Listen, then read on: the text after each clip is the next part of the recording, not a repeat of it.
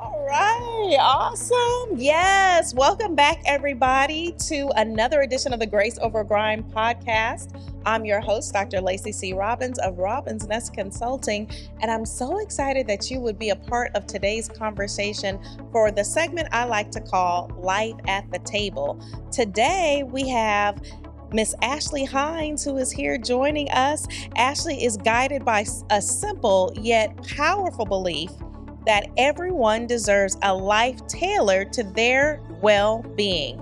As the founder of The Tailored Life, she helps women and families to create spaces that promote peace, order, and intentional living through holistic home organizing. Welcome, Ashley. So Thank excited you're you. here. Thank you for having me. Yes, absolutely. Listen, before we get all the way into all the things, let's introduce you to our audience.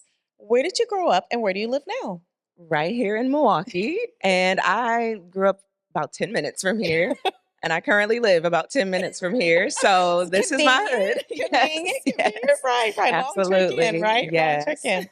And then, this is the tough question that everybody wants to know. Coffee or tea? Okay, I'm cheating because it's both. It's both for me. So I am a morning ritual coffee drinker, black, nothing in it. Same. And I like my evening tea. Same. So both. Okay, cool. I'm with Like you. get Yes. Yeah. I like tea to wind down in the Yes, me evening, too. but in the morning, I just like it black. Only thing I like is my man. That's it. So other than that, Black like myself too. Right. So I'm excited to have you be a part of our conversation today. And you, in your work, you talk about a concept of holistic living. And we definitely have a theme that's going on here, right? With you and a previous guest in an earlier episode. What does that mean exactly, holistic living? Absolutely. And I'm going to answer that, but I don't want to forget to thank you with intention. So thank you for allowing me to be here. And thank you for how you show up. And I admire you so much. So it's a delight to be here. And I needed to make sure I had a moment for that. So holistic. No, and that's not the intention, but we should give people their flowers, right? I appreciate that. Holistic home organizing is really this recognition that the things are more than things. They are speaking to us, they are speaking about us. And as such, when I work with clients, I'm thoughtful about all the different components that may be impacting the symptom. And so I don't see clutter as the be all end all. That is sort of a recognition of something deeper that's going on. So I invite more conversation with my clients about their goals, about their dreams, but also about what's maybe kind of in between that right now. What are you being challenged with? And I see our spaces as an opportunity to support that alignment and those goals. So I love that. So it oftentimes clutter is a deeper symptom of something else. Absolutely. Is it the kids that are in the house? Is that why? It can certainly be the kids. So the way I see it, and when I talk about well-being, I'm very clear that well-being is how you feel about your life. So of course, wellness is this more objective. You're sick or you're not, right? Like it's very objective. Well-being is, am I satisfied with my life? And there are so many dimensions. So we have spiritual, emotional, our physical, our mental. We also have financial. So there's all these different dimensions of well-being.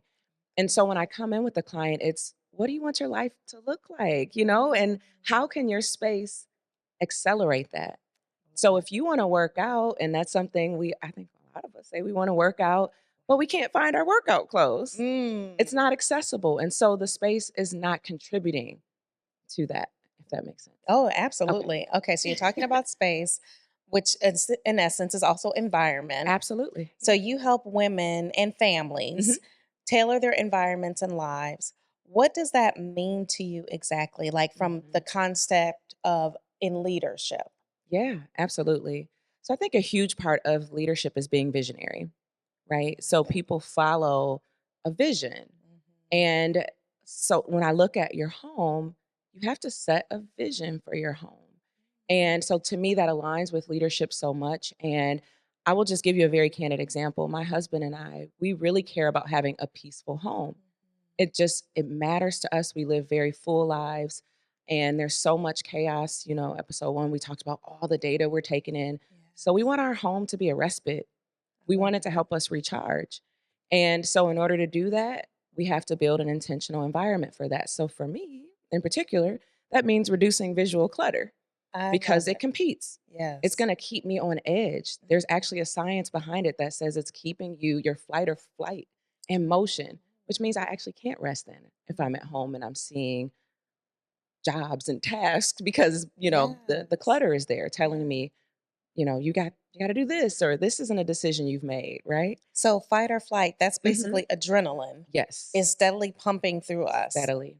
And adrenaline also speaks to so fight, flight, Freeze. freeze, Mhm. or fear.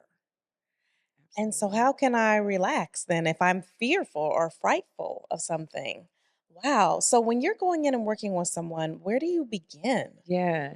So typically my process begins virtually. I'm going to chat with all of my clients first and I do ask them a number of the questions I mentioned. What are your goals right now? What do you want your home to be for you and your family? I usually ask what one word would you describe right now? Like your space makes you feel? I know. And then where do you want it? What do you want that word to be? And so I really want to make sure I understand again the vision my clients have for their homes and their lives so that I can be a gentle accountability through that process. And I can go back to that console and say, well, I remember, you told me you had a cookbook in your heart, right?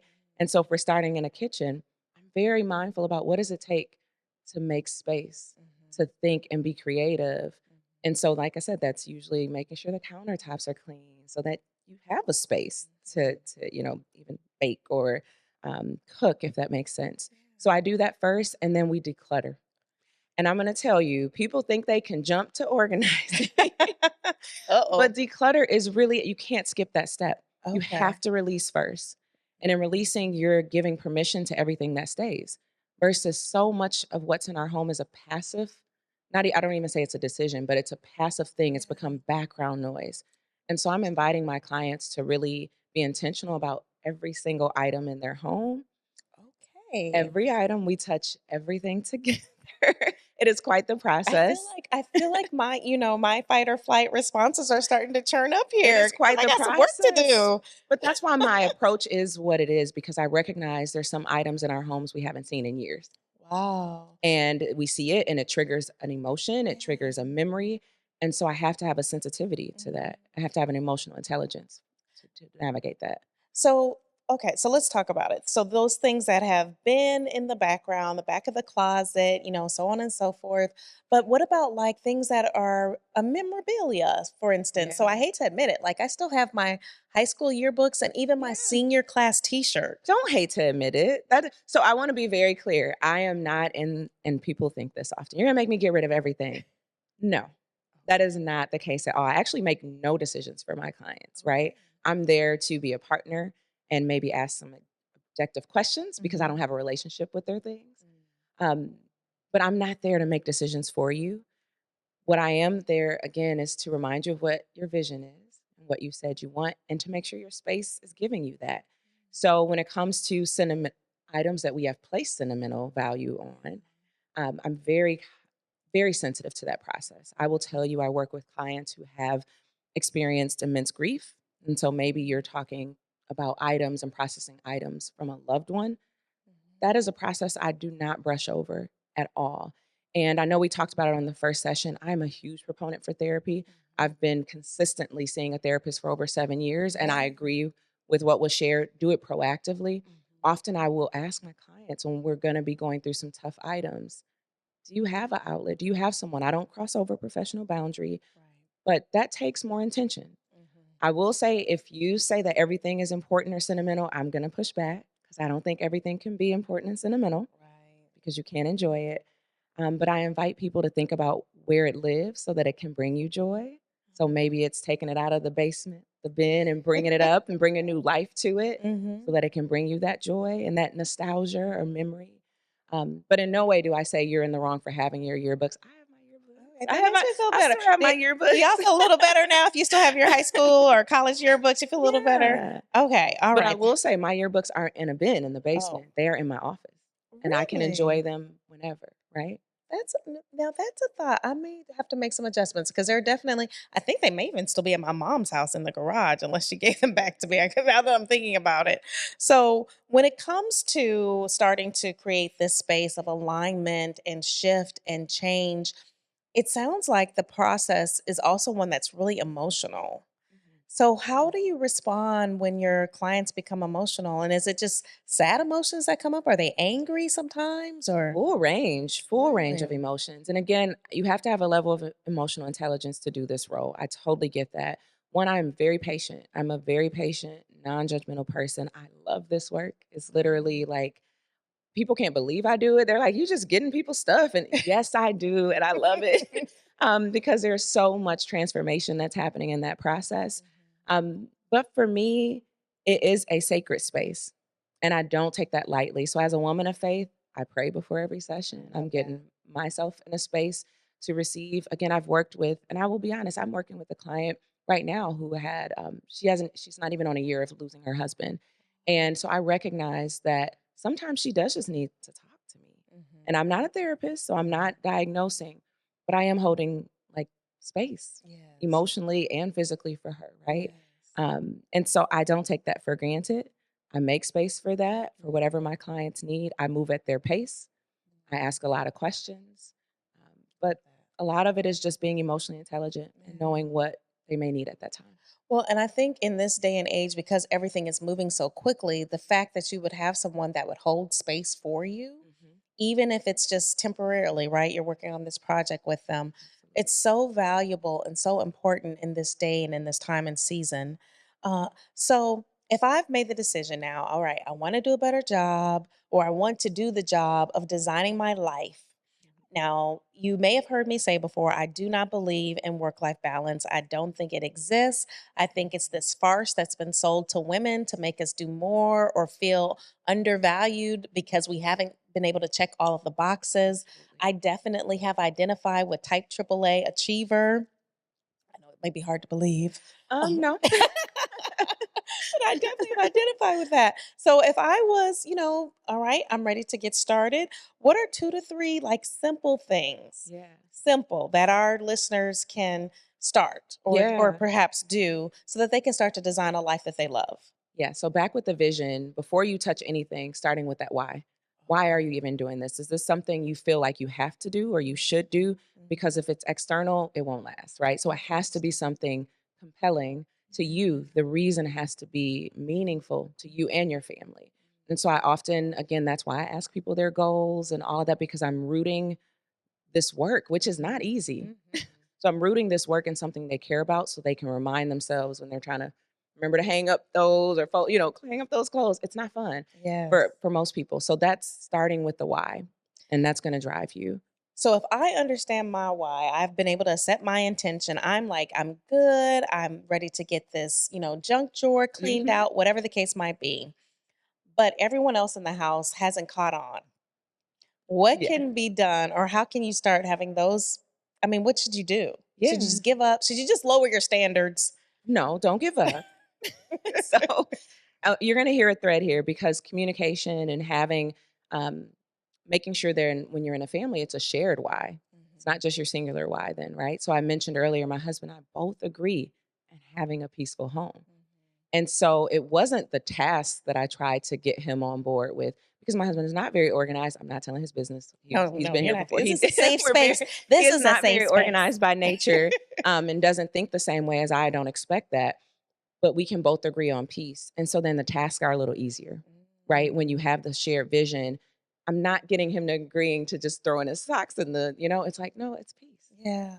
So So it's almost kind of like reminding him or your partner or whomever absolutely. about what did we agree upon. Absolutely. So if we need to And start children too. So I want to and be clear. children too. I have a lot of respect for children, and I think we don't give them enough credit for how much they can get with it and how much they can associate with values. And we have a lot of opportunities. So even with my children, it's making sure that sometimes it may not be peace that they necessarily associate with, but my daughter wants to find her Barbies when she's looking for it, and that's her form of peace. Right, So whatever exactly. it is, you can bring your whole family into the process. Okay. All Mhm. right. So if I'm ready to have this conversation, I'm ready to like I've made my determination. I'm ready to bring everybody else along. Where do you recommend like what's the first question I should Yeah. ask them outside of like, well, what are your values? Like what really should I dig deep in as far as a conversation is concerned? Yeah. Well, with the kid, you're not necessarily saying values. I get that. But what do you care about? What do you enjoy? Because again, our space should allow us to do more of the things that matter, right? Like, so if we're reducing the amount of time we're spending organizing, finding things, buying duplicates, I could go on and on, then we're able to show up more for the things that we enjoy. Yeah. And so that's really what I anchor it to for children and even for my husband. I'll give you a quick example. When I Please. first started being more intentional about our space, I've always been organized, but decluttering and really being intentional. My husband had lost his wallet probably like 3 times that year, and I'm not joking. Like, couldn't find it or lost his keys, and so I remember that being a very practical thing where he's Yeah. like, "It's a headache Uh-huh. to have to go back through, get my license, get all the cards." Oh, he really And lost it, so, not just oh like in yeah, the like house. lost it. Okay.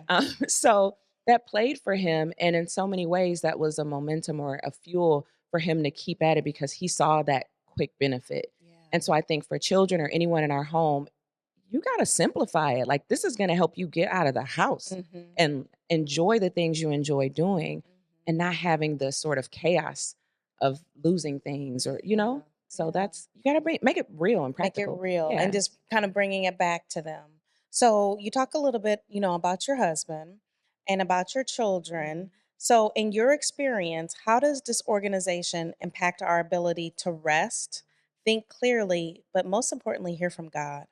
Ugh, I love this question because it's a huge piece of why I do it. Um, so why I even started Tailored was from my own experience during the pandemic. And it was being at home and having all these things thrust upon me, trying to work from home, attempting to do virtual learning with, yeah, that was a whole thing. I think we've kind of suppressed some of that, but it was a Yes, lot that was a going on in lot. that time. And Yes. so I personally felt benefit when I was releasing things that I didn't need, just mental clarity and that shift. And so I wanted more of that for myself and for others, which is why I started the business. But also, too, then it allows me to be closer to God. I don't have as many distractions in my home. I'm not spending time, again, looking for things or an enormous amount of time organizing at this point because I have systems that just kind of work. Mhm. And so I can make that space and time to be with God and to have a deeper connection with the people in my life. I am very social. You know that about me. I get out and people ask me all the time, how do you do all this stuff? I'm telling you, living or of course, God first, and living Right. organized has afforded me an opportunity where I can really show up and be present for Yes. the things I love. I love So, this. yeah. So you mentioned a little bit about systems. Mhm. So for our listeners, those who are watching, grabbing the replay, what's like one system we can start to put in place like today? Someone To who's watching this episode. Absolutely. So I love a good, like, because I mentioned the keys and all that, I love a good drop down space right when you come in your home. It gets a lot of traffic, right? So that's Mhm. coming and going all day. And so I'm very intentional about what does that space need to be? Again, what does Mhm. it need to be for you? So for us, we have little cubbies with my kids, like accessories and stuff for going out. Hangers, it sounds really simple, but we have a way for them to hang up their coat simply versus traditionally, you can have stuff all over if it's not at their level. So I'm intentional about the hooks being at their level. We have key hooks so Mhm. that you don't have to look for your key. We have a bin for returns because how many of us need to Oh, go yeah. take that, I have to the like two store? packages now waiting for Very Amazon. practical Yes. use for your out. So that is a system. Think about what are the things that sometimes you run back into the house and it takes. So would it make sense to put it by the back door? It could be Mhm. lotion, it could be extra gum, whatever it is. Make the space work for you and flow with your life. Sometimes when we hear systems, we hear rigidity or like that it's not flexible. No, this should work for you. Mhm. Everyone, so the my mudroom is going to look different than your mudroom. Yes, It my needs mudroom to has a lot be of shoes because I don't like shoes in the house. So it's just like, that too, but whatever you need it to be. So step back, think about what you need that space to be to make you most effective when you go out into the world. so that it sounds like to me that could be a benefit of securing your services because if I see it every day, right, I'm just stepping over it. It becomes I become blind to it almost, Mhm. right? So bringing you in really does allow me to have fresh eyes, for lack of a better description. It does. I've never seen your things. So Right. I can see them objectively. And I also have a level of expertise having been in a ton of homes and just understanding how things can flow. But of course, because I am tailoring it to you, I have asked you questions and I understand your, a bit of your life to help create that space. And it's agile. It's not something that, I mean, what works today may not work in the fall. Maybe your kids are going to the next grade or so it has to be a flexible system. All right. I'm loving it. Okay, so Grace Over Grime, name of the podcast. Been Love it. recording. You're literally like episode 99, which is amazing to I saw me. that. Which is so amazing to me. And Grace Over Grind suggests flow over frenzy. This particular segment, we're referring to grace to align, right? Grace to align. And so, since Grace Over Grind deals more with flow versus frenzy, what organizing principles, when you're thinking about leaders, how they show up on their day to day, heading into the office or in the office, what organizing principles help leaders to live more gracefully? Yeah. So honestly, this parallels really well to the physical process that I go through, which I know I started. So I talked about visioning, starting with the why. I talked about decluttering, so releasing things that you don't need, right? Need, love, use. So really scrutinizing everything in your life. And so it translates so well even outside of the physical space because often we are doing things, they're capturing our time and energy. We're like, why am I doing this? Yes, You know? yes. And so it is interrogating everything that is in your life and not out of a interrogation can seem kind of intense, but because you want to be thoughtful about what's staying, right? And then the organizing. So the organizing piece where I come in and actually create those systems, it needs to be practical. Sometimes we say, I can do this, I can do that, I can start this habit, this routine, and we overwhelm ourselves. So I think as leaders, we have to be really practical. Like, what can actually happen? Because otherwise, you end up being frustrated trying to set up this checklist and these goals that really are not realistic. So often when I think about leadership, I don't do everything. There are some you talk about the flow and the harmony. There's some weeks where I'm giving more attention to my day job because I have more, responsibilities that week. There's some weeks where I was going to Beyonce last week, like there's some weeks where it's more about fun or just, or my children as we're rounding out the school year and I need to ebb and flow. So I think leadership needs to be agile as well. Agile. I like that. I like that. And so when you I guess one question I would like to ask is how do you give yourself that grace? You're busy mom, executive, business owner, pastor's wife. I mean, you have a lot happening. So, what do you do to give yourself that agility? I am still really learning that. In true candor, that's probably a huge opportunity I have. Self-compassion and giving yourself that grace. So I will tell you one of the ways that has helped me most recently is practicing humility. I can resonate with being wanting to be humble, right? Yeah. And so the way that I have reframed it is I can't think so much of myself. I'm a human. I'm That's gonna mess up, good. right? I'm Yes. gonna mess up. And so when I look at those mistakes as feedback and as an opportunity to keep growing, that's a gift, right? So I've had to really flip it and say, I'm human. I'm gonna make mistakes. Practice self-compassion, which takes a lot of intention, A lot of intention. Yeah. and knowing that I can grow and learn from that. I love that. But it's not easy. So I won't sit up here and say like No, that's it easy for is me. it's a process, right? Mhm. It's from process to practice. We don't just show up and it's like, oh, I got it all together. And if we do say that, then we're lying to ourselves if we're going to really be honest, right? So if you find yourself, or how have you dealt with the resistance? One person is all set, let's do it, let's make it happen. The other person just doesn't see the value in it. It's so funny. I heard a wife share one time, it was a conference I was attending, and she said she was all ready to get her home organized and she started decluttering, but it was all of her husband's things. She was throwing all of his stuff out and Which I not don't dealing with her own. advise. She wasn't dealing with anything of her own. And she's like, I felt so much better, right? I bet she did. And in the moment she felt better. We have to look at it. I've been with my husband 20 years.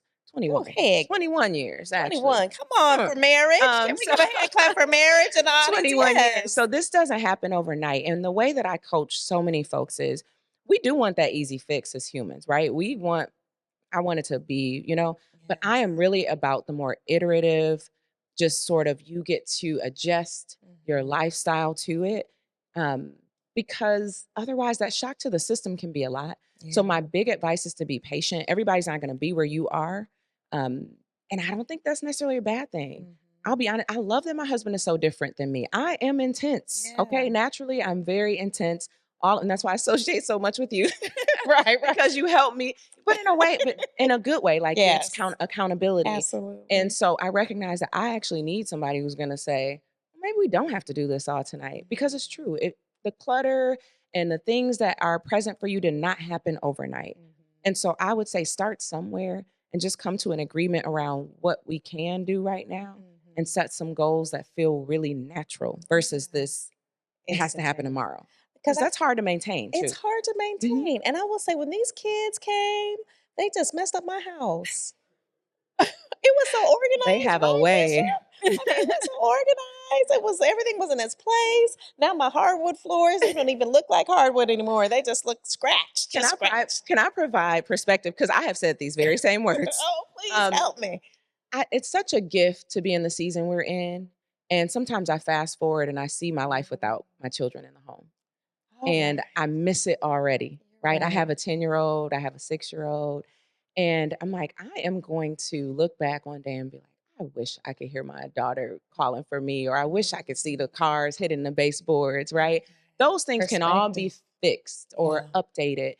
But the moments that we're getting right now to truly be present, we cannot get back. That is And so so even true. when it comes to me as a home organizer, people think my home is always impeccable. Quite the opposite. My home is a living, breathing space just like anyone else's.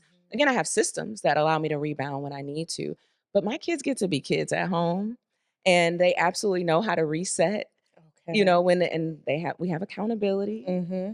but they get to be kids. So if you go to my house right now, it's Yes. Barbies and all Everything. the things, but That we'll definitely makes me reset. feel better. That definitely Yes. makes me feel better. Enjoy your home.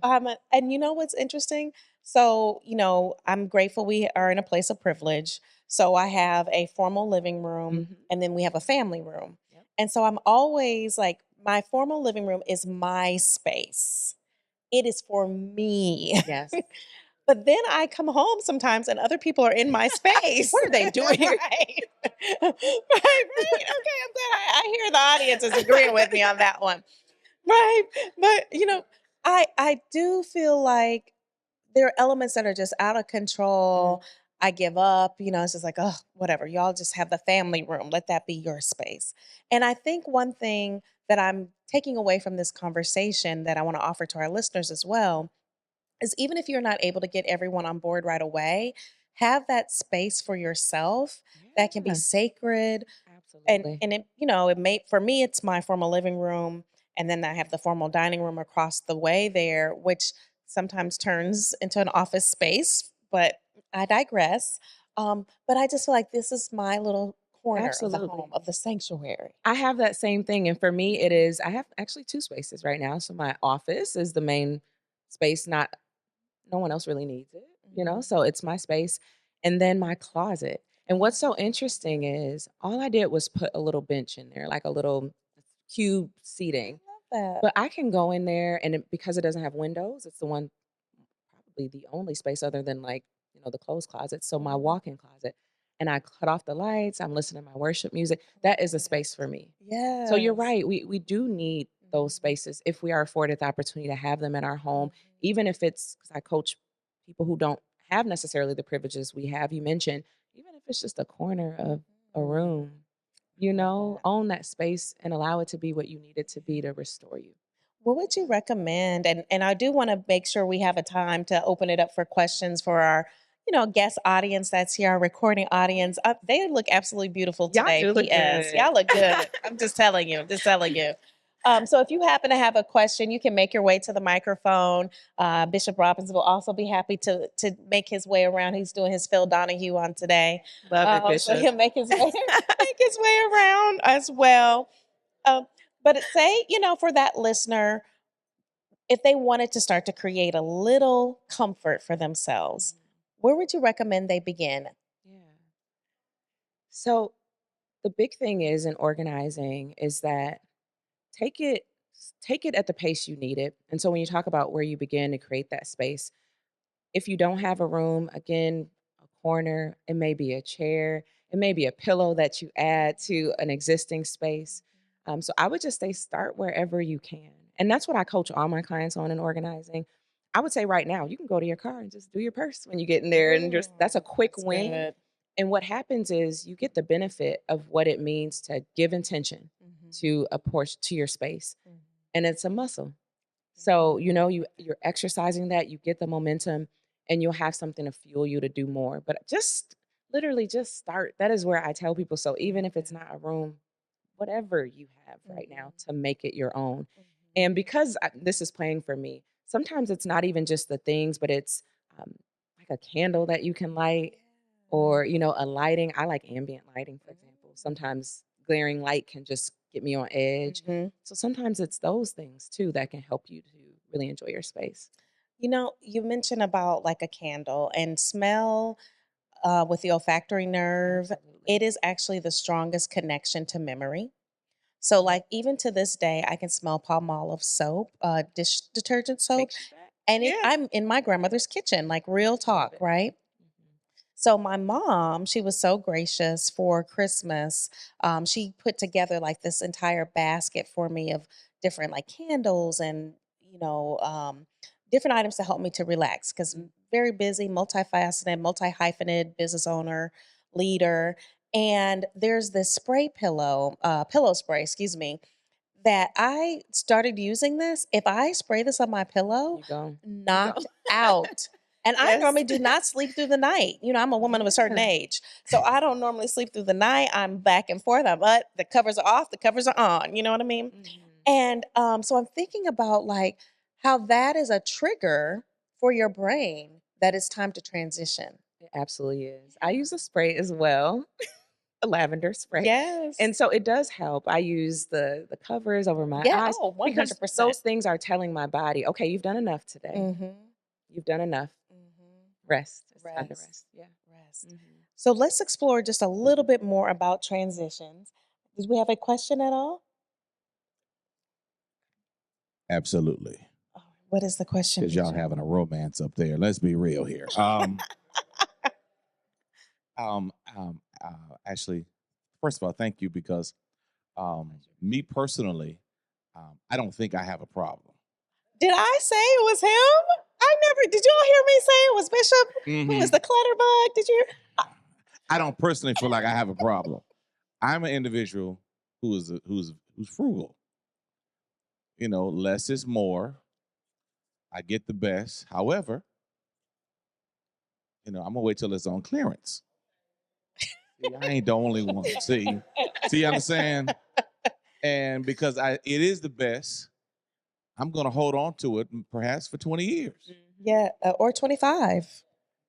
Yep. or 30, Uh-huh. because it comes back in style. We need you, Ashley, is So, what he's saying. so my, you know what? See, I ain't gonna uncover nobody on that stage. But my thing is, how do you know there's a problem? Mm. Oh, that's such a good question. Okay, so let me step back because what I heard, and often I try to simplify things.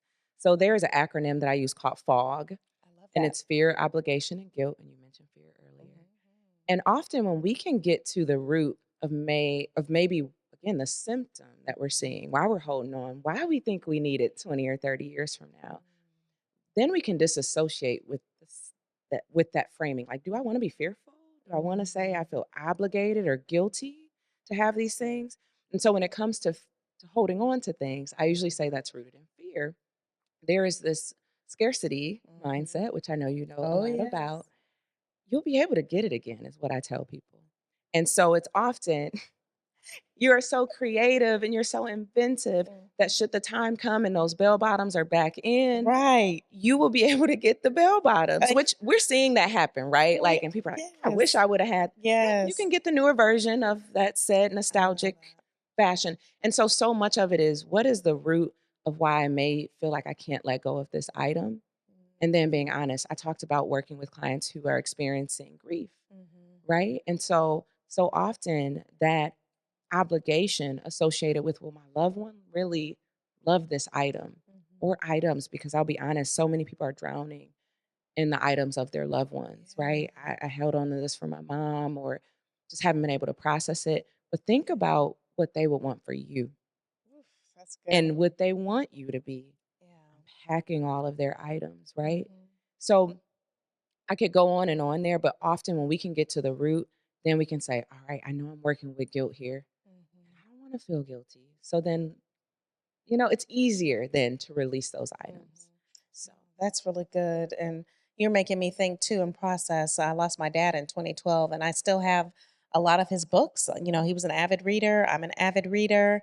And some books I do have in a place where I can revisit, like his childhood Bible, his yearbooks. I think and I look at the handwriting that's in there from my grandmother. I have recipes that were written in my grandmother's hands.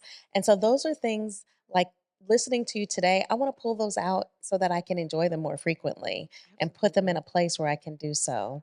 And isn't that how you honor them? Yeah. Right? Versus it being in a bin or hidden away, you can enjoy that every day. And what I would also say is if we keep everything, we keep nothing because you can't even give energy to all of that. We talked about that in the first Oh, episode. yes. So, think about what are those things that give you the essence maybe of that person and then maybe share the rest or find a way to reinvent that item. Sometimes we have clothing that we can't fit from a loved one, but you can make it into a blanket. Yes. Or I've put it on seen a that. denim jacket, right? And still keep it to I've alive. definitely seen that with like children's clothes that Yes. they've outgrown, turning them into like some sort of blanket or a bear of some sort or something like that. All right. Last question, because we've talked a little bit about transition essentially. So, how can a person in transition, be it motherhood, so kids have aged out, now you're turning into an empty nester, or maybe you're going through some sort of business pivot? We have this great resignation that is still taking place, right? The gray wave that's taking place of people retiring. Or maybe I'm in a space of leadership growth. I've ascended into leadership. I've just got this new promotion, whatever the case might be. But as a person in transition, how can I use structure without feeling boxed in, without feeling that rigidity we talked about earlier? Yeah. Oh, that's such a good question. Um, because this means so much to me when we talked about self-compassion and grace, I would say make sure that that is covering all of this process because when you're in transition, that means that no day is going to necessarily be the same, right? You may be, like you said, I've been promoted, so I'm learning this new job, right? And so giving yourself that flex. But what I will say about systems is if you could step back and look at what do I need for my home, my life to do for me? And that's the way you build it. So if, for example, you're starting a new role and maybe this one requires you to be out of the home more. So now I need to think about my car more, like what's in my vehicle or what's in my to-go bag. Or now I need to set up the night before to make sure that I always say I want to thank myself later. So making sure that my morning self thanks my evening self for the intention I had. So I those say set myself. I told my kids I'm setting you up for success. absolutely. And so I really live by that. It's just that you have to have those plans. I would say having resets. So I'm a big proponent of Sunday resets because if you are working all during the week and you're this big leader and you don't necessarily have the time every evening either. So don't feel guilt because your reset doesn't look like someone else's. Some people can reset every night and that works for them. Sometimes, like for me, it's Sundays and I have to kind of go in and I'm putting on my worship music and that's where I'm doing all the things. I'm looking out at the week. And so it doesn't have to, it needs to work for you. No week looks the same for me. So when you talk about creating systems or something that complements, don't say I have to do this forever. I need to do this for this week, maybe. Good. And then I'm going to reapproach it next week. I love that. I love that. Did y'all enjoy listening to Ashley today? Did you get some new updated tips and ideas? Oh my goodness. Okay, Ashley. So if they are ready to secure your support or just want to start to learn more, because I still fold my recycled Do like you? The bag. little Yes, bags? Oh. based off of what I watched on your video, and I started throwing some away. So if they She's want to talking about connect, plastic bags. plastic bags, We you have a know how lot of y'all them, have right? those plastic bags in your house. Threw them out. So if they want to connect with you, where can they find you? How can they retain your services? Absolutely. So outside of being here in Milwaukee, I mean, because you'll see me around, I'm definitely out and about, but I'm most active on Instagram. So at The Tailored Life on Instagram, check all my DMs. I also have a website. You can go on there and check me out. And I will shout out, I have a special page for the Grace Over Grind community. So it's just thetailoredlife.com/Grace Over Grind. And you can connect with me. I have a monthly email list, and that's a way to just sort of be reminded about your interest in this lifestyle. And I do it very casually and also very vulnerable, I'm very vulnerable about my own experiences. And then I have an email. You can email me at hello@thetailoredlife.com, and I check it all, y'all. So that's me. I love it. I love it. Yes. And definitely want to stay connected. Definitely want to get all of those amazing tips to help us to be better organized, not only in our physical space, but our mental space too. It's all To connected. give that, it's all connected, right? Physical space. I mean, this has been such a dynamic conversation. One I feel that we can definitely continue. Oh, yeah. So we got to get you back to the table. Gladly. Perhaps the next time you come back, I'll have some updates Yes. on things that have Testimonies. migrated. Right. Yes, ma'am. From around the house, some new systems that have been put in place, right? And We can got go this. from there. Any last final thoughts or words you'd like to offer to our audience today? Yeah. So I think the theme for me is always going to be just start. Don't overwhelm yourself with thinking you got to have it all figured out. I just gave an analogy this week about Play-Doh and how we get to shape our lives. And the beauty is you can always reshape it. You don't have to think about it as final. So just start. I love that. Enjoy the process. Enjoy the process. Enjoy the process. I think that's a big takeaway in being able to be in the ebb and flow of those moments too. So thank you again for being here today, Ashley. I appreciate it. Thank you so much. If you enjoyed this episode of the Grace Over Grind podcast, we want to remind you to please be sure to like, share, and subscribe. Be sure to share this with another leader that you know that could use this information on today, who's ready to get their life in order, however that may look. And even as Ashley reminded us, to just simply start. And as I always say, from process to practice, grab your stilettos and let's go. I'll see you in the next episode. This episode of Grace Over Grind podcast was recorded and edited by Stream Studio MKE by DJ Lee Productions.